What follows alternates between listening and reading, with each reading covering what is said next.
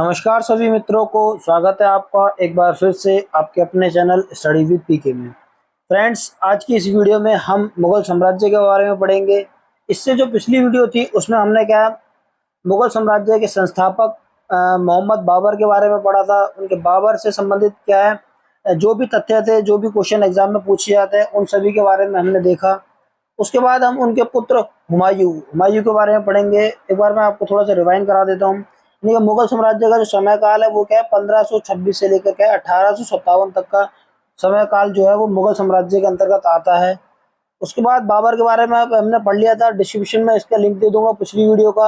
आज की इस वीडियो में हम नसीरुद्दीन मोहम्मद हुमायूं के बारे में पढ़ेंगे, जो कि क्या है बाबर के क्या है पुत्र थे। नसीरुद्दीन मोहम्मद हुमायूं का जो समय काल माना जाता है वो माना जाता है 1530 से लेकर 40 ईस्वी तक, और 1555 से लेकर 1556 ईस्वी तक क्या है इसी के बीच का समय काल जो क्या है मोहम्मद हुमायूं का आता है। आज की इस वीडियो में हम क्या क्या देखेंगे, थोड़ा सा मैं आपको रिवाइंड करा देता हूँ, थोड़ा सा मैं इसके बारे में आपको बता देता हूँ। सबसे पहले हम देखेंगे इसमें मोहम्मद हुमायूं का संपूर्ण जीवन संघर्ष, यानी कि जो उन्होंने अपने साम्राज्य के दौरान फेस किया था, जो भी उन्होंने कठिनाइयाँ पेश की हैं, जो भी उन्होंने उपलब्धियाँ हासिल की, उसके बारे में हम क्या क्या इस वीडियो में देखेंगे। सबसे पहले हम देखेंगे इस वीडियो में यानी कि मोहम्मद हुमायूं का क्या है राज्याभिषेक। मोहम्मद हुमायूं का क्या है राज्याभिषेक। सबसे पहला पॉइंट क्या है राज्याभिषेक का है। उसके बाद देखेंगे हुमायूं द्वारा साम्राज्य का विभाजन।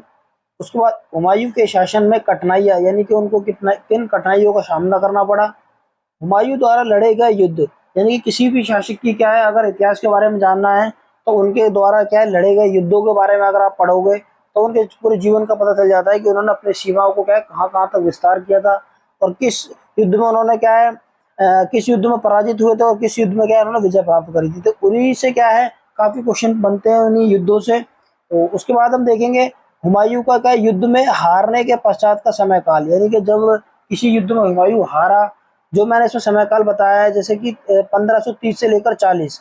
तो 40 के बाद में 40 में एक युद्ध हुआ था, उसमें क्या है हुमायूं हार गए थे।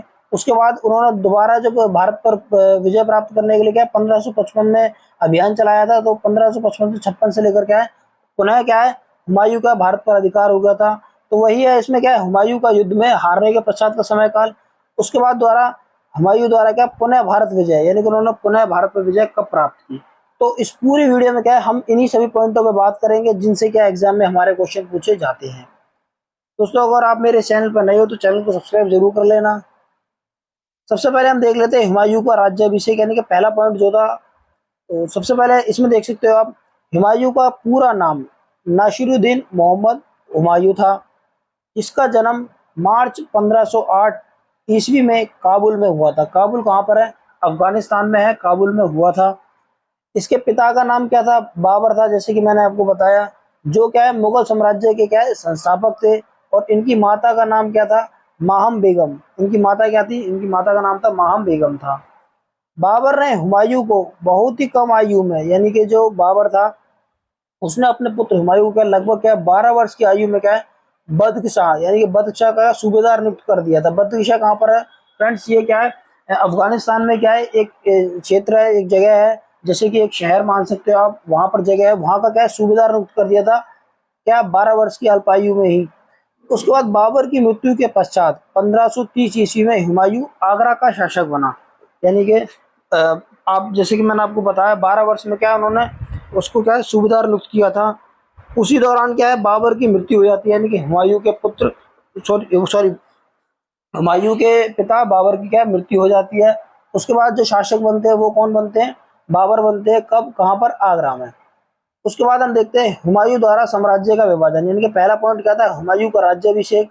उसके बाद हुमायूं द्वारा, यानी कि जब हुमायूं शासक बन जाता है तो उसके जो भाई भी थे तो उनका उन्होंने उसने किस किस तरीके से क्या विभाजन किया अपने साम्राज्य का। सबसे पहले मैं आपको बताना चाहूंगा बाबर के कितनी संतान थी। यानी कि बाबर के क्या 4 पुत्र एवं 1 पुत्री थी, जिसमें क्या हुमायूं का सबसे बड़ा था। सबसे बड़ा कौन था? हुमायूं था।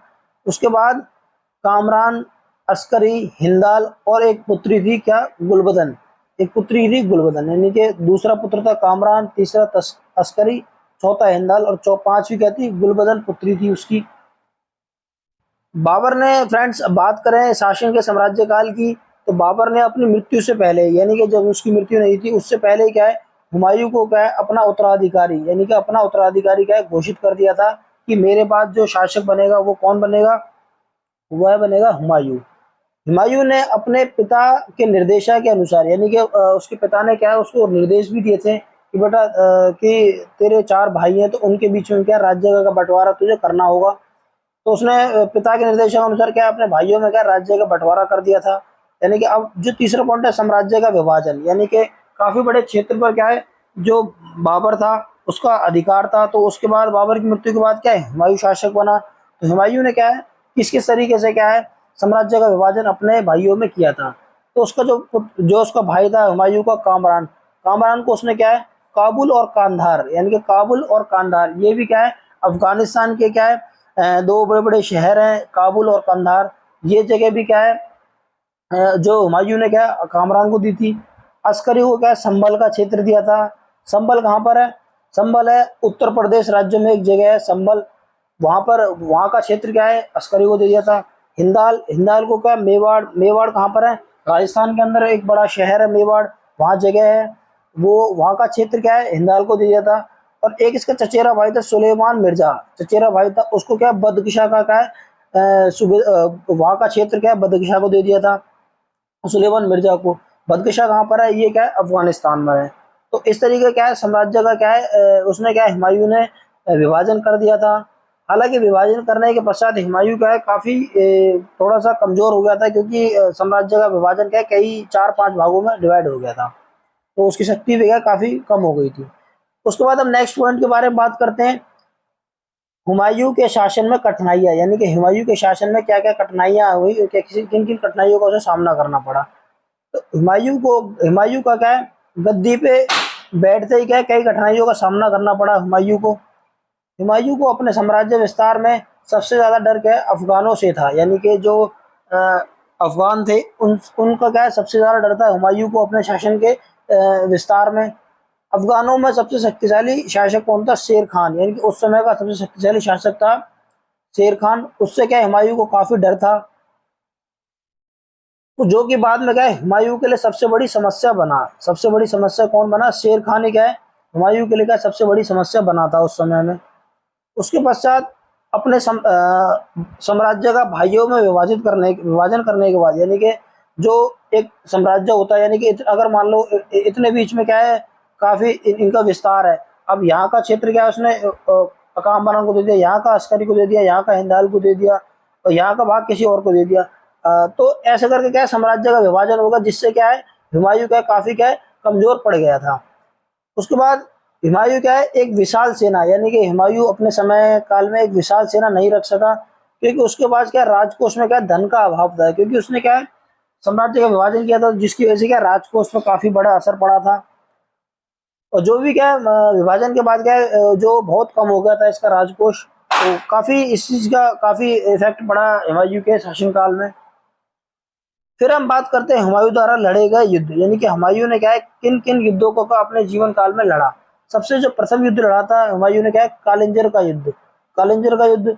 उसके बाद क्या है दोराहा का युद्ध, उसके बाद चुनार का युद्ध, तीसरा फिर चौथा युद्ध कौन था, चौसा का युद्ध। ये जो युद्ध है काफी फेमस है इतिहास के अंदर।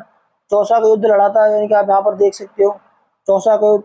उसके पश्चात कन्नौज बिलग्राम का युद्ध लड़ा था। उसके बाद मच्छीवाड़ा का युद्ध। और इनका जो समय काल है मैंने यहाँ पर क्या लिखा हुआ है आप यहाँ पर देख सकते हो, जैसे कि 1539 में चौसा का युद्ध हुआ, 1540 में कन्नौज बिलग्राम का। मच्छीवाड़ा का युद्ध कब हुआ, 1555 ईस्वी में। और सरहिंद का युद्ध हुआ 1555 ईस्वी में। तो इन युद्धों से ही क्या है हमें हुमायूं के जीवन काल के बारे में पता चलता है।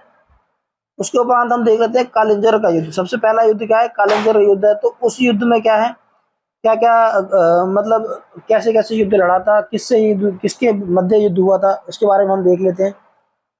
सर्वप्रथम कालिंजर का युद्ध क्या है, आप देख सकते हो 1531 ईस्वी में लड़ा गया था।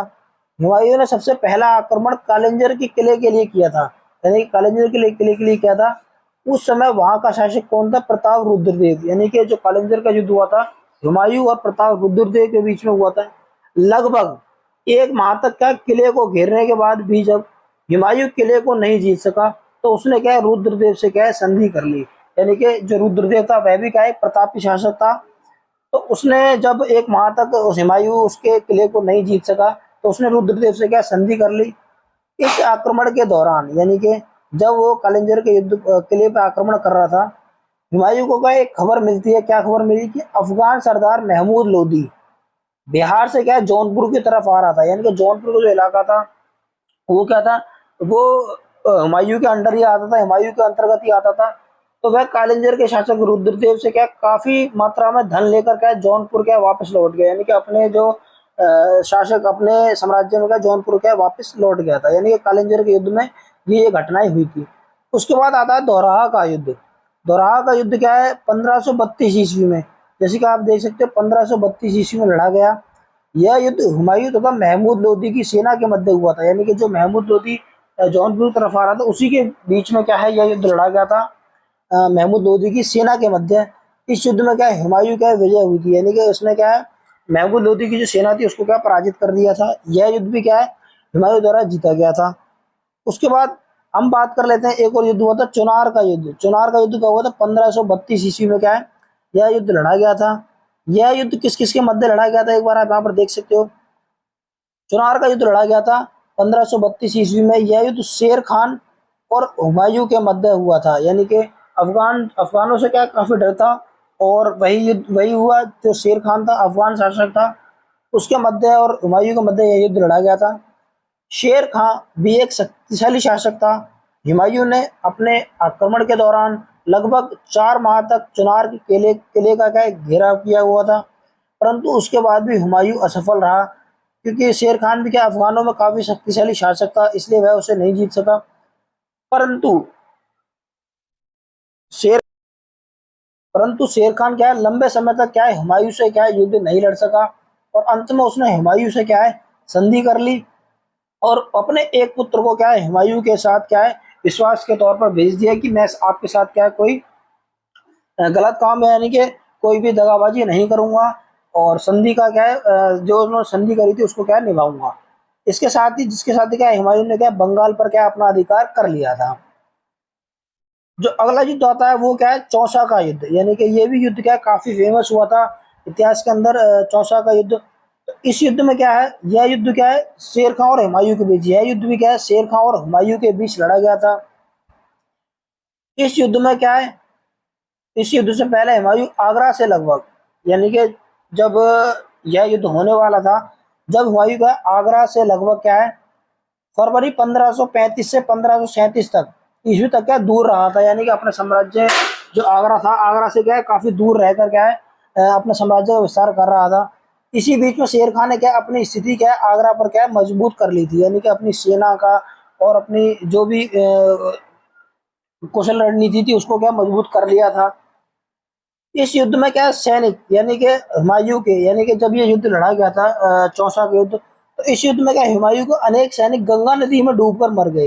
यानी कि जो गंगा नदी थी उसके किनारे उसी के पास में यह युद्ध लड़ा गया था। इस युद्ध में क्या है जो हुमायूं के काफी सैनिक क्या है गंगा नदी में डूबकर मर गए थे, तथा हुमायूं भी यानी कि उस युद्ध में क्या है हुमायूं भी काफी कमजोर पड़ गया था। हुमायूं नदी भी क्या है नदी में कूद गया था। हुमायूं भी जो था गंगा नदी में क्या है कूद गया था। परंतु हुमायूं का क्या है एक निजाम नामक भिश्ती, यानी कि उस समय क्या है एक जो नाव चलाता होगा भिश्ती था, एक भिश्ती प्रजाति का लोग था, निजाम नाम था उसका, जैसे कि आप यहाँ पर देख सकते हैं निजाम।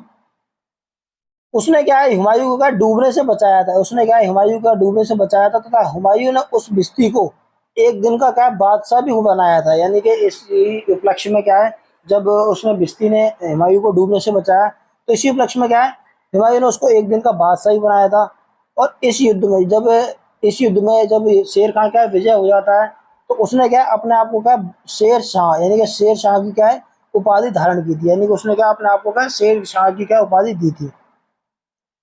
उसके बाद कन्नौज बिलग्राम का युद्ध, अगला युद्ध कौन सा हुआ था कन्नौज बिलग्राम का युद्ध हुआ था। यह युद्ध भी क्या शेर शाह सूरी और हुमायूं के बीच लड़ा गया था। यानी कि यह वाला युद्ध जो हुआ था कन्नौज बिलग्राम 1540 ईस्वी का शेर शाह सूरी और हुमायूं के बीच लड़ा गया था।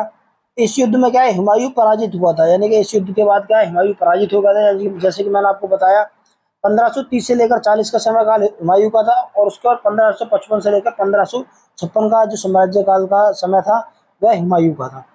इस युद्ध के बाद शेरशाह का आगरा और दिल्ली पर क्या अधिकार हो गया था।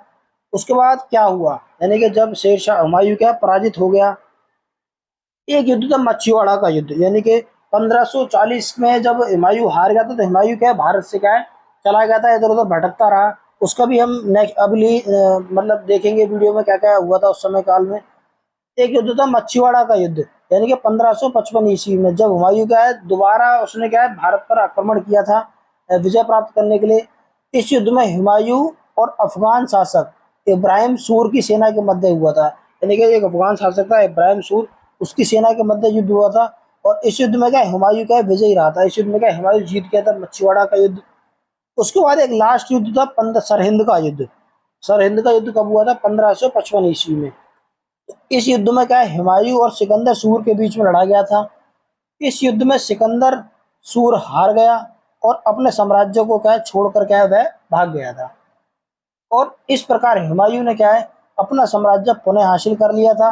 और अंत में जनवरी 1556 ईस्वी में हुमायूं दीन पनाह भवन में स्थित पुस्तकालय शेर मंडल, यानी कि एक पुस्तकालय था उसका शेर मंडल से क्या है उसकी सीढ़ियों से क्या है गिर जाता है, और उसकी गिरने की वजह से क्या है हुमायूं क्या है मृत्यु हो जाती है।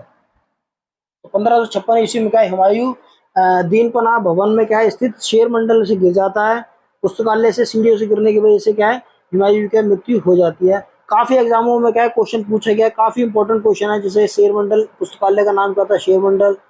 हुमायूं की मृत्यु कब हुई थी, किस वजह से हुई थी, ये काफी क्या है एग्जामों में क्या है पूछा गया है क्वेश्चन।